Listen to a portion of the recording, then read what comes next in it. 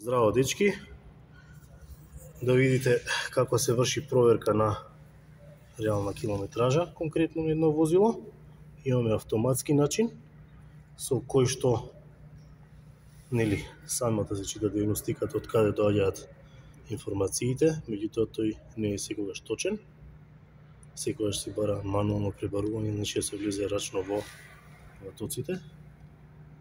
Ева километражата која што ја чита на повеќе места. Меѓутоа, кога ќе отидеме на мануално пребарување, конкретно во кочници, таму ќе видиме други податоци. Сега ќе ги споделам. Таму се чуваат податоците, да речеме, од последната кочење или бришење на дискови или последно читање на грешка и така натаму, и тие се многу поверодостојни, затоа што се читани од самиот компјутер кога настанал последниот проблем.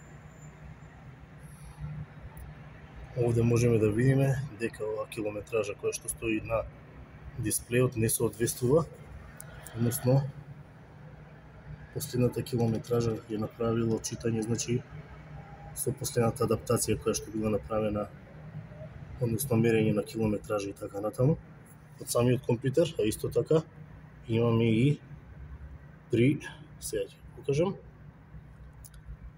Овие возила имаат опција кога врне надвор дожд, се врши благо кочење на самите дискови, за дисковите да бидат суви постојано, и ја има прочитано последната, ова е конкретно од корекција со воланот, кога ја направило последната корекција, само да најдам со бришењето на дисковите. Последен пат на 325.000 километри вршено е brake disc drying. Значи километражникот проверил тоа дека на таа километража е извршено читање на километражата.